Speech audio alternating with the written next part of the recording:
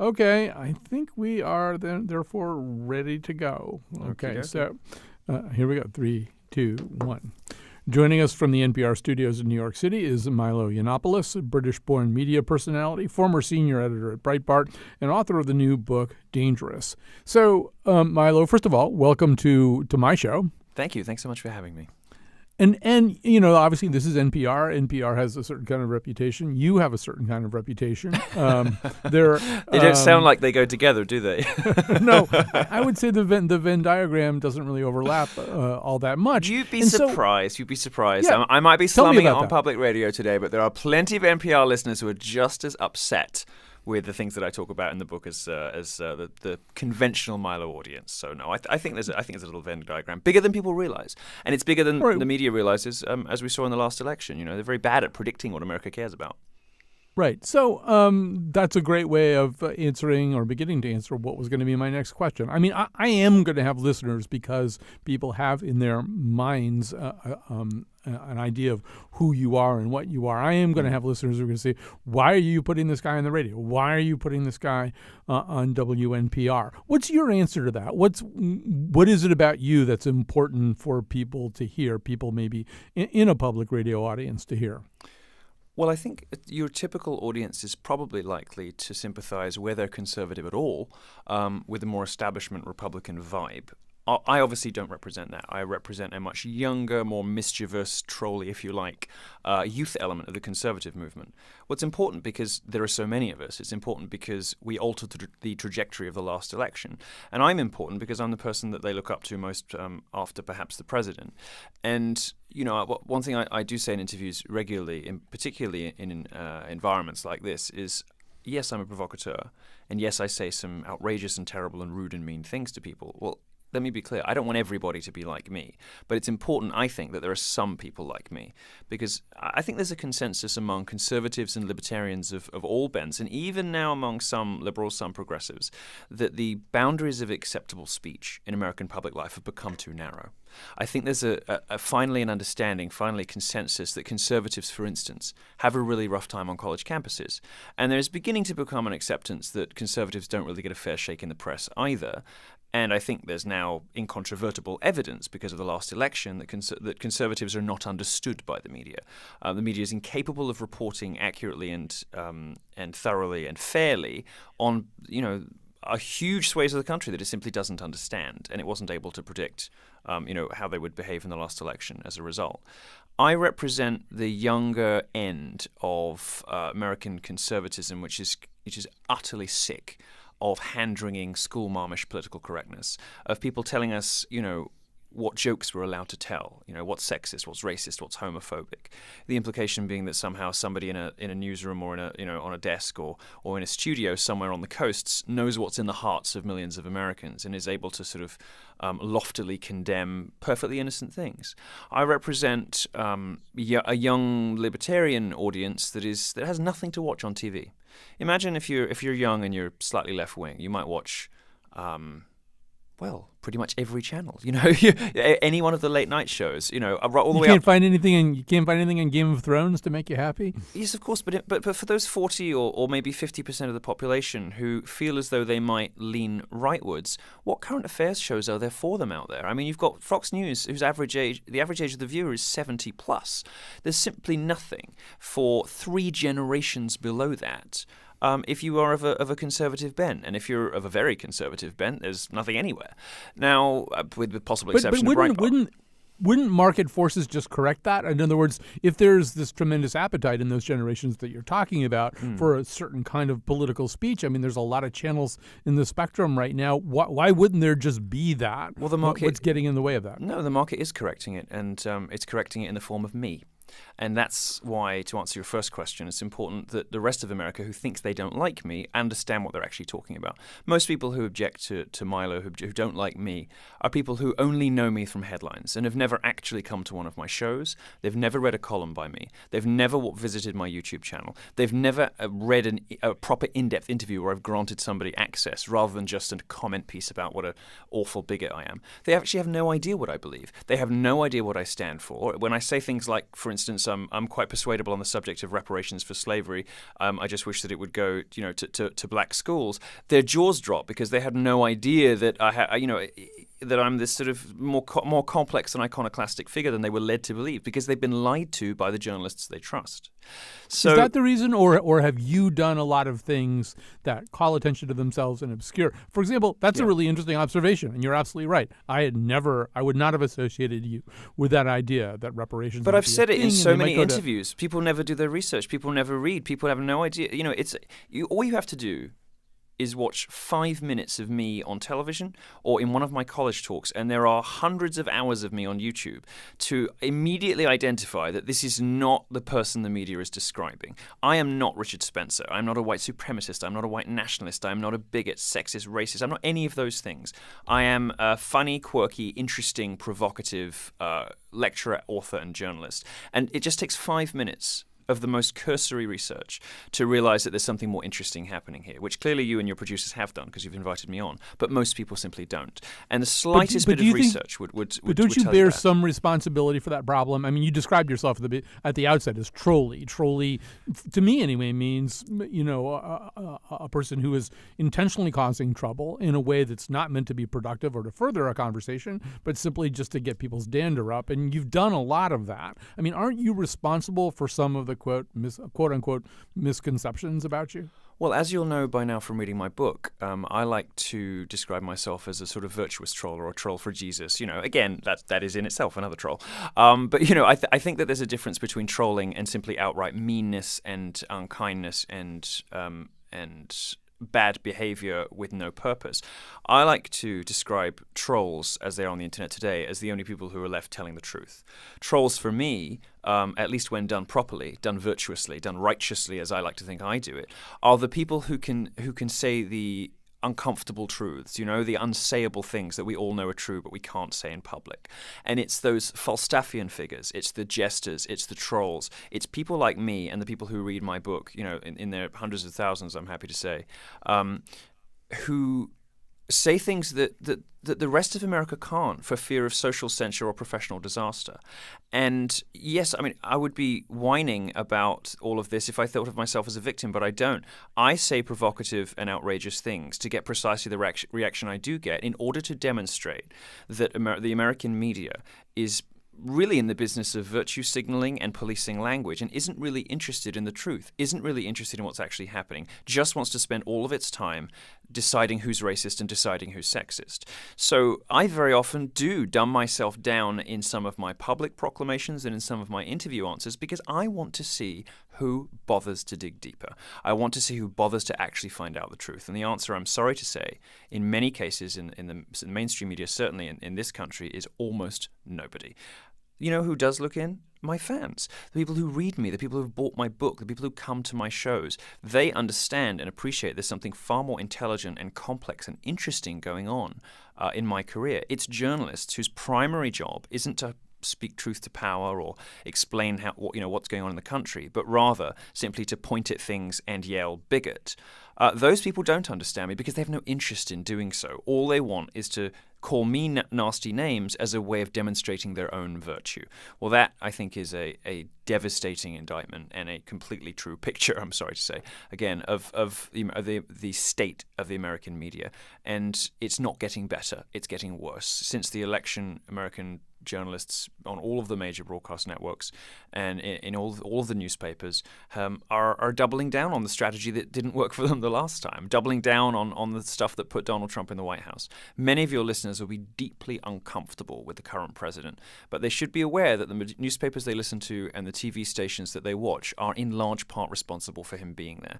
And second of all, you should be glad that you only got Trump. You should be very relieved that Donald Trump is the worst that happened to this country, because for 30 years, the left has been wrongly and hurtfully calling people racists, calling people sexists, calling people homophobes, calling people bigots, on the basis of almost no evidence. It has become the primary function and purpose and modus operandi of the American media establishment, is to simply point at things and say sexist, point at things and say racist. That is all your newspapers do. I have to object to that. I mean, first of all, I work in the American media establishment. I don't spend my days doing that. It would be a very unusual thing for me to do that over the course of, 50 weeks weeks of work in a given year. I'd be astonished if I did that more than once or twice, if that at all. And I think that's true of an awful lot of journalists. I think that's a ridiculously blanket statement to say the primary purpose of the American media is to call people racist and sexist. Look at what young people are reading, because I'm not talking to 65 and 75-year-olds, although many of them like me too. I'm talking to 20-year-olds and 30-year-olds. Do you read BuzzFeed? Do you read Vox? Do you read Mike? Did you read Gawker when it was still alive? Because I think if you were reading the things that young people read, if you were reading Complex, these kind of outlets that publish via Snapchat, for instance, I think you'd have a different view. So it might be possible that I should temper what I just said with a caveat that maybe that's not true for the things that the over 50s or the over 60s listen to. Maybe, Fox and NPR don't do that. But look at the media outlets whose coverage is directed at millennials. And yes, that's exactly what they spend all day doing. That is precisely their primary purpose. It is to police other people's sex lives, to police other people's attitude, to police other people's language. These bitter, miserable, middle-aged bloggers who live in Los Angeles and New York, lecturing the rest of us on how we should live, telling us what's okay and what's not okay, coming up with these bizarre new definitions of racism that say that white people are always racist all the time, even if they don't know it, even if they don't mean to be, even if they're not really, but we'll just say it. And black people can't be racist because of structural disadvantage, all this kind of nonsense dreamed up on college campuses, complete malarkey. But that is the primary business in which the media is engaged. For anybody under 40 who reads anything directed at them, go online, look at also consider this. It isn't just what you say when you're on the air. It's not just what you publish in the pages of the newspaper. I believe the primary impression that the American public gets about journalists isn't from their printed work. It's from what they say on Twitter when they're being a little looser with their language because they think everybody agrees with them. They don't have to get it through an editor. They don't have to worry about so much about defamation. And they can simply just express what they really believe. And you'll see Guardian journalists, you'll see Hollywood scriptwriters, you'll see professors saying all manner of appalling things that they might not at work when their guard is down and they're chatting to people online. And you'll see, for instance, a Guardian journalist saying things like "kill all white men, masculinity so fragile, I bathe in male tears." This sort of nasty, mean, vindictive, ugly ideology of social justice that has emerged from American college campuses. And this is, they spend all day calling people names. And this, You realize that Milo Yiannopoulos complaining about other people being nasty, vindictive. But I'm not a hypocrite vicious, because I'm not. No, but I'm not a hypocrite. I say I do it, and I explain to you why I'm doing it. They think they're virtuous. I'm perfectly happy to admit that I'm, down there with the pig getting dirty. And I'll also even explain to you my reasoning for doing it. I'll tell you why I'm doing it. But the hypocrisy for me isn't me complaining about name calling. I'm just pointing out that you guys do it too, and they do it. Let's say they do it, and they're hypocrites for doing it. And by the way, they're wrong about everything. But I don't. I'm not pretending to be a feminist, champion of women's rights, a champion of racial justice. I'm a free speech activist and a provocateur and a journalist and an author and an entertainer. And I'm drawing attention to what I see as hypocrisies out there in the world. I am not claiming to lead some kind of social justice movement. Quite the opposite. I want to destroy it because I think it's gone off the rails. So yeah, of course, I call people names too. I'm looking at Vox.com. So Vox is one of the sites you mentioned. I'm looking at them right now. I'm looking at the front page. I just don't see any of the stuff that you're talking about. I don't see them policing people's language, their sex lives, their racial attitudes. I see a lot of explanatory journalism for the most part. We obviously see we see very different things because Vox gave up on its mission of neutral explanatory journalism a very, very long time ago. And anyone who is in the slightest bit invested in any of the subjects Vox writes about will tell you, and even left-wingers will admit it, that they have from their original pretense of explaining the world neutrally and factually have lurched to the left, and even their own journalists say so. And these days, what that means is, but that's a different thing. That's a different thing from what your initial claim was. All they do is police people's sexual attitudes, their racial attitudes. They do it to everyone. Look at the names they call. But now you're saying that their coverage on substance is to the left. That's something that I could very easily agree with. The first thing is very different. You're equating two things. I don't think the two are mutually exclusive, and I think that in large part, the project... They're not mutually exclusive, but they're not the same either. No, they're not the same, but they're both true. And in large part, the purpose of the political left has become this identity politics-driven social engineering. Think about what's happened to the political left in the West, right? Whether it's the Labour Party in England or the Democrat Party here, they've given up on their old constituencies, and they've given up on being primarily economic arguers. They don't really care too much about, for instance, the white working class. In fact, the Democrat Party is clearly actively hostile to the white working class. And instead, they've created this new coalition. And I talk about this in the book too, in the first chapter. Instead, they've created this new coalition of women, minorities, immigrants, and everyone else who thinks they've been given a raw shake in life, or anyone who could be persuaded that they might have done. And as a result, they have this sort of vested interest, not only electorally if they work in politics, but culturally, socially, theoretically if they're working in media or in the academy, of talking about this stuff all the time. And I don't think you can plausibly claim that millennial media isn't obsessed with identity. I mean, just look at BuzzFeed. I mean, you chose Vox, fine. They masquerade as an explainer site, and everybody knows better. You have to spend 2 minutes on there, and you can see what they're up to. But go to BuzzFeed. White people this, black people that, women that, men that, and it is ugly, divisive, hateful stuff. And by the way, the targets are always the same: the poor, straight, white male. Well, it might have been the case.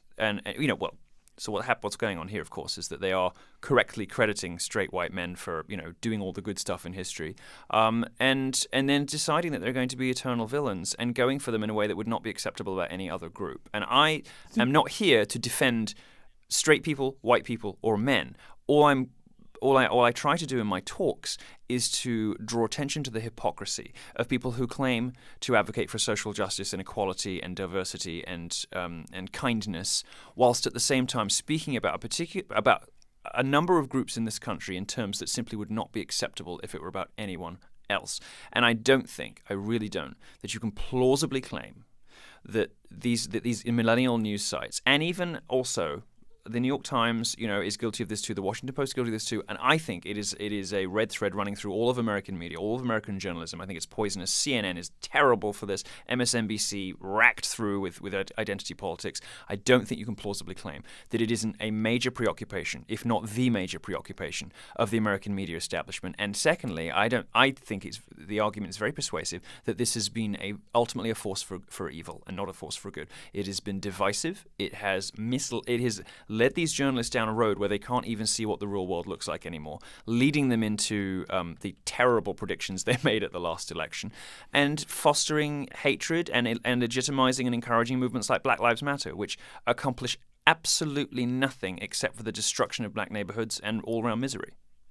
So how is your book not obsessed with identity? It seems to me you've written an entire book that's also obsessed with identity. Well, of course it is, because I'm commenting on the identity politics industry. My purpose is to knock out... But you're also commenting on your own identity. I mean, this book is very much a profession of who you are and an explanation of who you are, right? It's a book about your identity. No, of course, but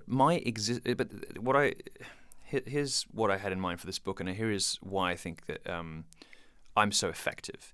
And it's that just by living and breathing, I offer up a refutation of the two things that keep the left in cultural power. One of them is political correctness. And I demonstrate through just living that you don't have to be scared of what you say. And you can be outrageous and be provocative and not necessarily have your life destroyed. Or at least that, nothing bad happens if you turn around to the skulls. Didn't you, by your own contention, you lost 3 jobs in an eye blink because of what you said? I mean, isn't your life? No, well, I mean, I had a hiccup in my career because I said something I didn't intend. Something tumbled out of my mouth I didn't mean, and I apologized for that. But what I'm talking about is people expressing their sincere opinions, or talking about data or studies or whatever, stepping outside the bounds of political correctness. What I accidentally said in that late night live stream wasn't me stepping outside the bounds of political correctness. It was something tumbling out of my mouth that I did not mean and did not intend. So I think that's a different case.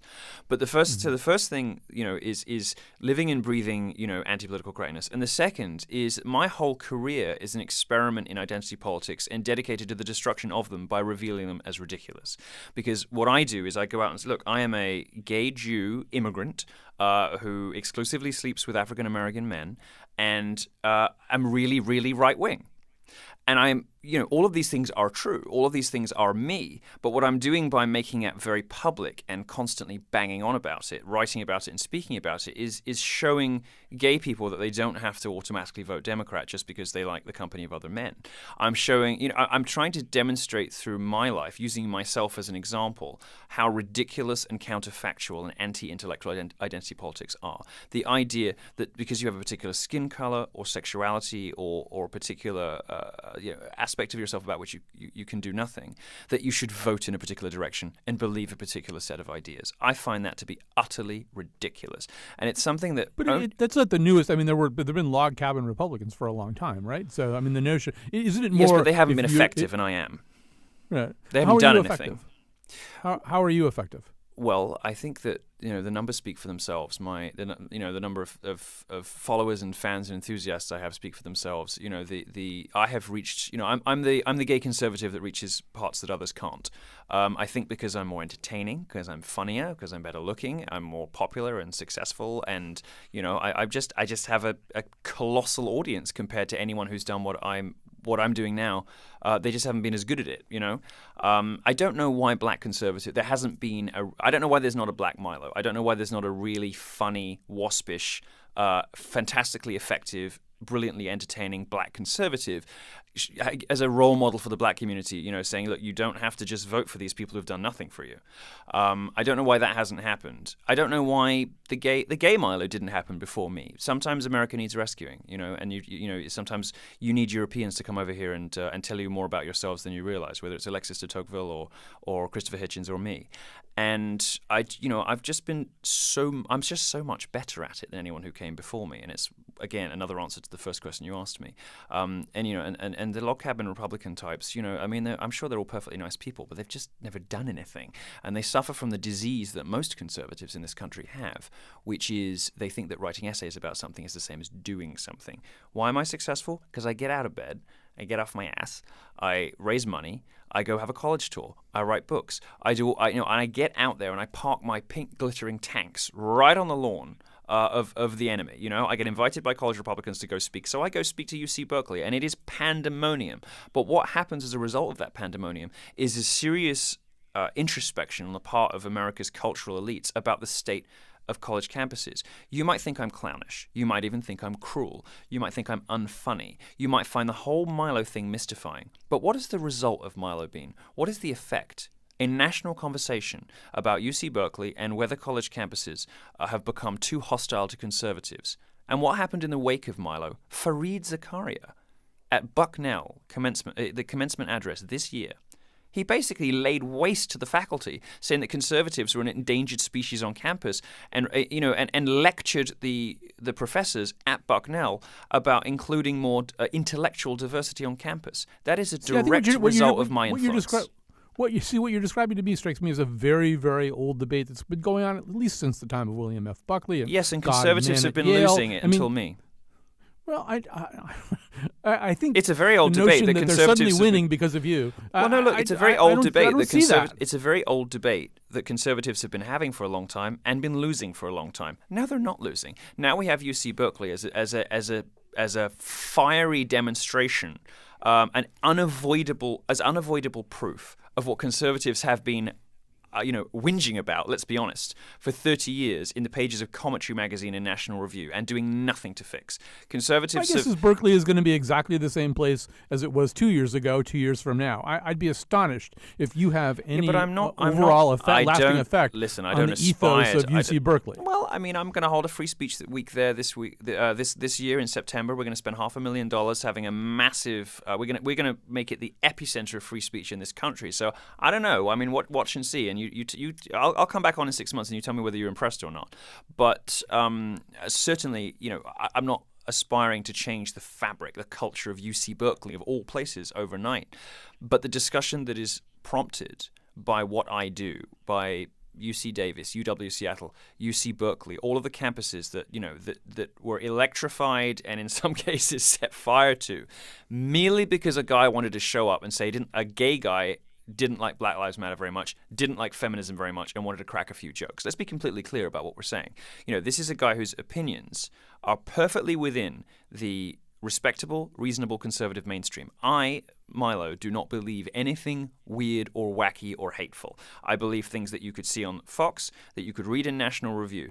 I just express myself in a much more effective, much more persuasive, and much more charismatic way. And for that reason, I'm effective, and that's why they hate me so much, and that's why they smash the place up when I show up. Some of the ways that you say things are or beyond the bounds of what would be ordinary political or social discourse. Who cares? George well, will. People obviously Nobody's do ever. Care. You got banned from Twitter because people did care, right?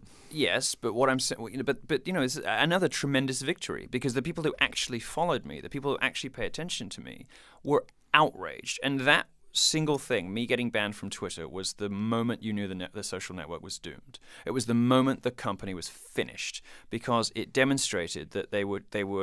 I mean, first of all, they took my check mark away in this sort of petty act of vandalism, just to sort of, like give me a slap on the wrist or whatever, a mechanism that is supposed to protect the identity of public figures. And at that time, I don't think there was anybody more impersonated on the internet than me, except maybe Beyonce.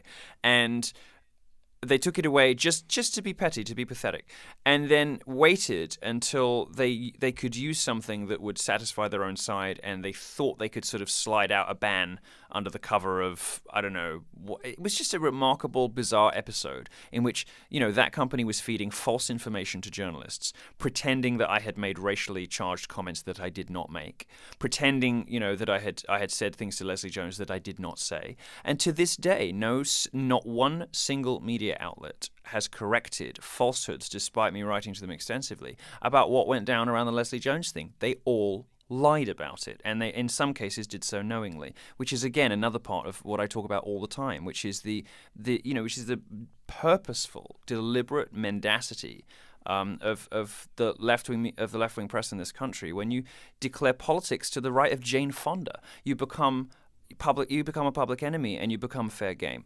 And I've just decided that I'm going to be completely outrageous. I'm going to say whatever I want. I'm going to say whatever I want about whoever I want. I'm going to be spiteful and bitchy and mean, and I'm going to try and be as funny as I can through the whole thing. And I'm going to do one thing in addition to all of that, which is always tell the truth. So here you have the floor. What did you say about Leslie Jones? What didn't you say about Leslie Jones? So most of the reports say, first of all, that I led a harassment campaign against Leslie Jones. Utterly false. What I did was publish a review of the Ghostbusters movie on Breitbart. And the review was very withering about the movie, but I actually defended Leslie Jones in the review.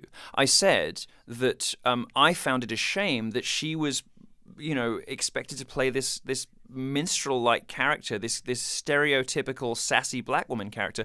And I said in the review, which again surprises people because they've never read it, I said in the review, it would be nice if we get to a stage in movies, in cinema, where somebody could just happen to be black and don't have to play a tired black stereotype. And I said, if I were a social justice warrior, I might be quite offended by the sort of tired, low-rent stereotypes that she's perpetuating on screen. Fortunately, I'm not. But I will just say it would be nice if we got to that stage. People are stunned when I tell them that because they've never read the review. Then on Twitter, I made a few jokes at her expense. I said she looked like, she looked like a dude, and she does. I said that she was, her tweets were barely literate. They are. Go read them for yourself. She can barely use the English language. I'm entitled to say that about a celebrity. You might not find it particularly worthwhile or highbrow or interesting commentary, but I'm entitled to do that, and if you don't want to read it, tune out. If you do want to read it, come to my shows.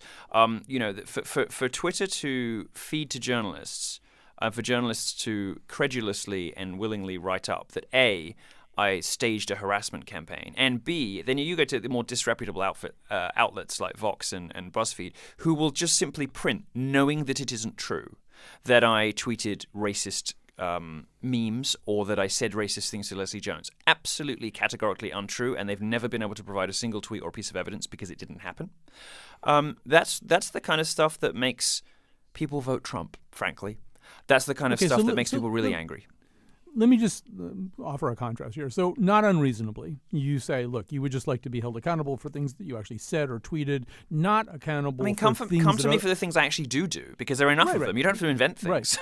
Right. So accountable for those things, but not accountable for things that people do in your name or things that people do because they think you might have started some kind of fire or gotten some kind of No, I mean, look, Justin Bieber tweets about Selena Gomez and she gets 50,000 death threats. Do we hold him responsible? And he does so knowing that that they've just broken up in a very public way, and that his fans are going to tweet death and rape threats against her. He does so knowingly. It's far closer to incitement than anything I've ever done. Same thing with Beyonce and Taylor Swift. And by the way, Leslie Jones specifically violated the piece of Twitter policy that they say I violated, which I didn't, which is incitement, with words like "get her" with 4 exclamation marks under it. She specifically and deliberately put her followers on certain tweeters that hurt her feelings. She actually did blatantly, flagrantly, categorically violate the policies that Twitter said wrongly that I violated. And what does this tell you?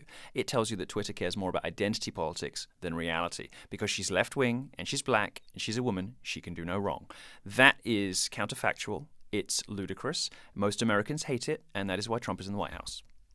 Would a person who's associated with Black Lives Matter be fair in saying, you know what, Milo kind of does the same thing to us? In other words, we started this movement. It was really about shootings of black citizens by police, about traffic stops, about stuff like that. But because of the other things that other people do, not us, and not traceable to any specific thing that we've said, he denounces us. He says we're turning into a terrorist organization. He associates us with all kinds of things that other people do, possibly feeling that they're inspired by what we do, but certainly not with our blessing. I mean, you want the same thing, right? You only want to be held accountable for what you do and say. Yeah, but I'm holding them accountable for specific lies they tell people. Like I hold the media account. I did not tell anyone to do anything to Leslie Jones. I cracked a few jokes and wrote a disobliging review. And then some people on the internet posted horrible, ugly, disgusting things about her, which in every interview I've ever been asked about, I have said I find absolutely horrible, right, and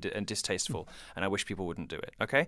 But it's not my job to police the rest of the world, and I'm not going to get involved in that, because then I just, have my own set of what's okay and what's not okay. I think everything's okay, and people, that means that there are consequences for free speech. What you have to be held accountable for what you say, but you only have to be accountable for what you say. And Black Lives Matter tells lies to people and gins them up and winds them. I mean, there's no other movement in the country that is consistently followed by violence and bloodshed. Well, why is this happening? They're not just like innocent Presbyterians wandering around saying Jesus was cool. They are ginning people up, telling people lies. What I say about Black Lives Matter. Well, what I say about Black Lives Matter in the book, to be specific, is that if they really cared about Black lives, they would focus on other things. They were, if you're a black activist, right? You are. What I say two things actually. One is that they're totally ineffective and actually just counterproductive, because all that has come from Black Lives Matter is black neighborhoods in flames and nothing else, and a bit more racial division and hatred and hostility, right? And second of all, that their priorities are wrong. Okay, that's what I say in the book. Their priorities are wrong. If they actually cared about black lives, if you're a black activist, you've got money, you're getting some money from George Soros, whatever you're doing, and your priority is to stop black people being killed. You don't go for the police. The police are like the number one thing saving black lives in this country. They're the ones, and where the police withdraw as a result, in the Ferguson effect, more black people get killed. If you really believed that you wanted to save black lives, if your priority was really fewer dead black bodies, you'd do two things. One of them is that you would advocate for the defunding of Planned Parenthood. And the second is that you would support the police. And instead, Black Lives Matter gins up hatred and violence toward the police, and then steps back and pleads innocence afterwards. And this is my observation. I can subject a lot of things to that kind of critique. I mean, for example, if Donald Trump wanted to save American lives, save the most possible American lives, going after homegrown domestic terrorism or even terrorism brought in by people who have refugee or immigrant status, that's not a particularly effective way to save American lives. That's not how people die in America. No, but since I don't 9/11, think there's been a tiny number. But the stated purpose of Black Lives Matter is to save black lives. The clue's in the name. Donald Trump doesn't say that his stated purpose is to save American lives. What Donald Trump says in his speeches, as he just did in Poland, is that he wants to save Western civilization. And to do that, and that is a conversation about values, a conversation about who we have and who we don't have in our countries. And for me, as a gay man, and I was there at Pulse nightclub in Orlando just afterwards. I've come from London, which is a complete horror story. As a gay man, I am very comfortable with the so-called Muslim ban. I am very comfortable with, a suspicion of people coming from Middle Eastern cultures that want to murder me and oppress my mom and my female friends. Very comfortable with that. Donald Trump's stated purpose, as we now know in that fantastic speech in Poland, is to save Western civilization. Well, if he wants to save Western civilization, what's the number one threat to it? Islam. So for me, he's doing a good job. Black Lives Matter, as they kind of advertise in the name, want to save black lives. Well, if they really believe that, they should be supporting the police, not inciting murder, not inciting, not standing by innocently claiming to just be an anti-racism organization and to be fighting structural, racism and all blah, blah, blah, blah. Meanwhile, ginning people up to kill police officers. But you're not really suggesting that Donald Trump has never invoked the issues of safety and safeguarding American lives as justification for some of his anti-Muslim policies, for some of his anti-Muslim rhetoric. I don't believe that would be an insane thing for you to say. I don't believe that he has anti-Muslim policies. the fact that he said something in Warsaw the other day doesn't mean... Well, I don't think he has anti-Muslim policies. I think he has anti-terrorism policies. It just happens to be, I'm sorry to tell you, that all the terrorist countries are Muslim. But I don't think that's fair. But there's also no reason why he can't have multiple explanations for doing the same good thing. And he certainly does. Well, fine, and maybe right? they're all good reasons. You'd have to talk to him about that. You can interview him, but from my point of view, I'm very relaxed about the reasons he offers. I think they're all perfectly persuasive enough. And as I say to you, this won't be popular with all of your listeners. It won't even be popular with all of your producers. We're about to get hauled out of here for hate speech or something. As a gay man, I am totally relaxed with a permanent ban on more Muslims coming into the West. And people will find that extreme. People will find that outrageous. It's probably going to be the subject of my next book. But Donald Trump's stated purpose is the safety and continued flourishing and success and security and beauty of Western civilization. I think that's wonderful. And I think that he's entirely right to identify Islamist terrorism as the primary threat to that. Although, wouldn't it make sense as a gay man to try to figure out first what's the biggest danger to gay men in America and try to address that? Of course, and that's the other reason I'm so mad with the gay establishment, because they don't talk about HIV and AIDS anymore. They're obsessed with transgender pronouns instead. Part of the reason being that all these organizations are now run by lesbians who don't care about HIV and AIDS because they don't themselves catch it. Stonewall in the UK, the most ancient gay charity, is now run by a lesbian and talks about barely anything except transgender pronouns. The Terence Higgins Trust, literally an HIV charity, now talks about transgender pronouns. Who cares? Who cares? There were 40,000 new HIV infections in, I think, 2015. And they don't they don't want to talk about that anymore because it's not as sexy. To use your logic about Trump, why can't they talk about both? Why can't they be concerned about AIDS and transgender rights? Of course they can, but it would be nice if we got the sense that they had some reasonable priorities, and I don't think they do.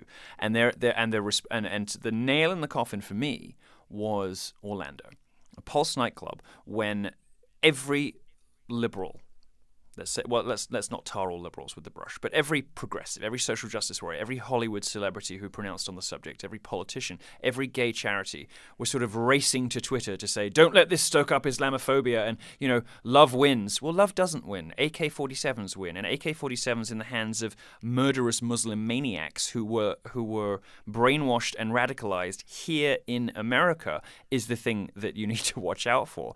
And, and it's like the whole left-wing establishment is like desperate for you not to look behind the curtain and not to say these things. I mean, it's, look, I posted on Facebook about the Ariana Grande concert in Manchester where, another one of these Islamic lunatics blew up a bunch of young women and gays who were there to listen to Ariana Grande and watch her, shaking her tush and listen to terrible music. I mean, fine, they should be able to do what they want, despite their bad taste, without threats, without the worry that they're going to get blown up. And I said on Facebook, Ariana Grande should name the enemy. Imagine how powerful it would have been if a star of her magnitude had said something about not Islam, not Muslims, but about radical Islam. Imagine if she said this ideology is dangerous and it is against the values we all believe in, like love and freedom and tolerance and respect.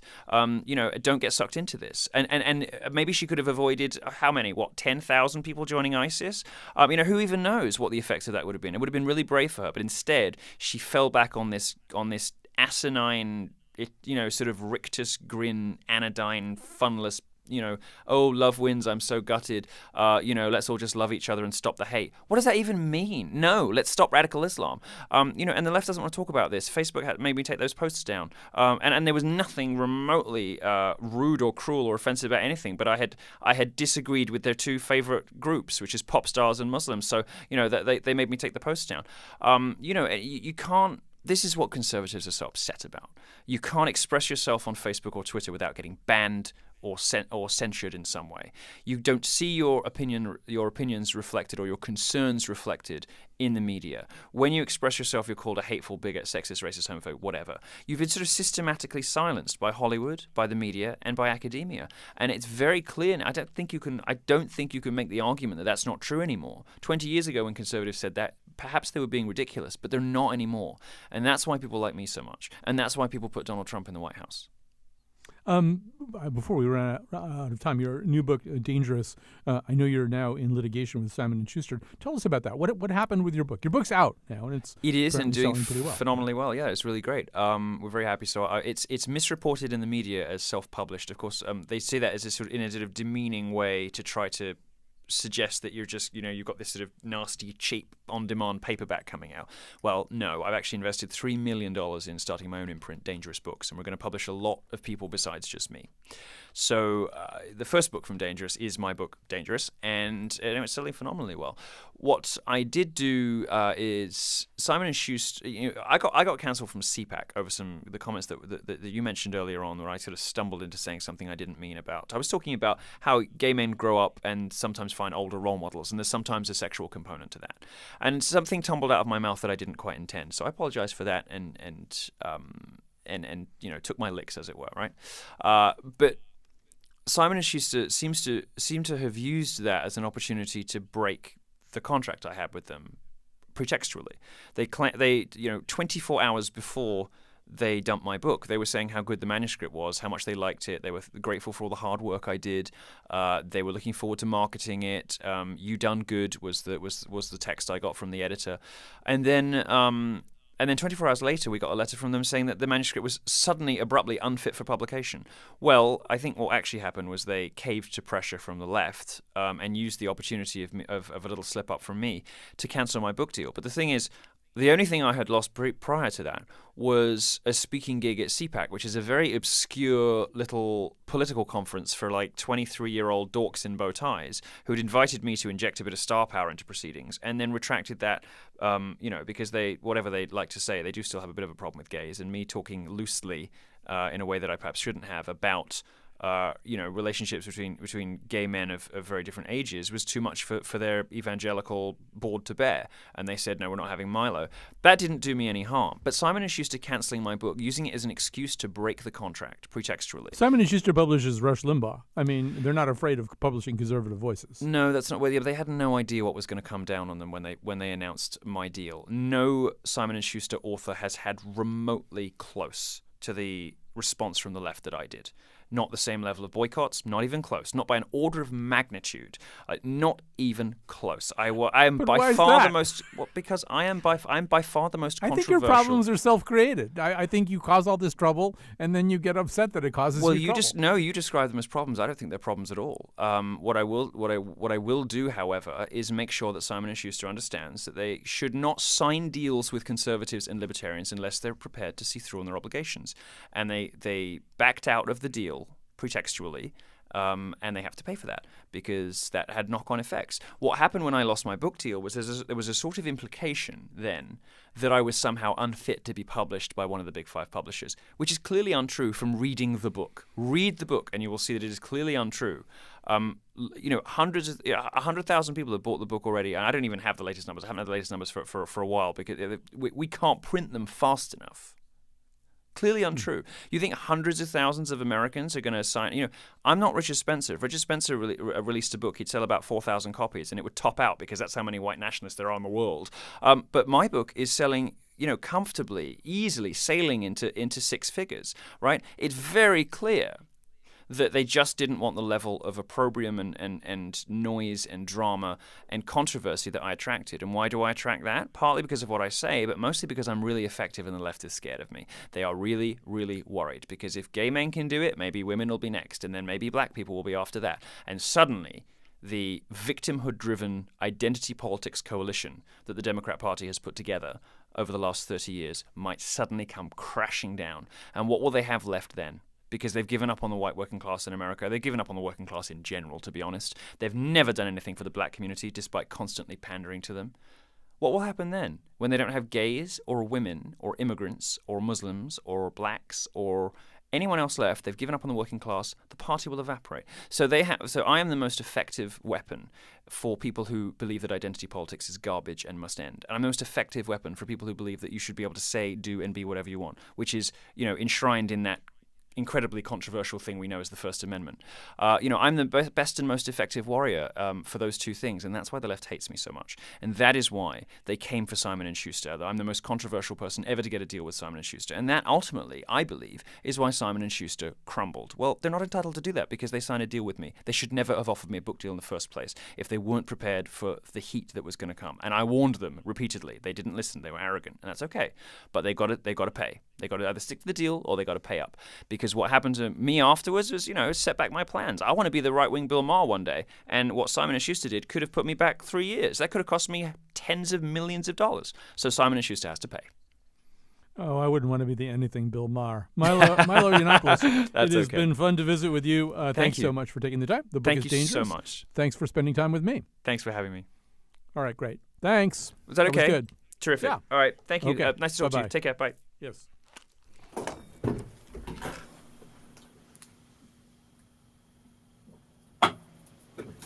I should do interviews on 2 hours of sleep more often.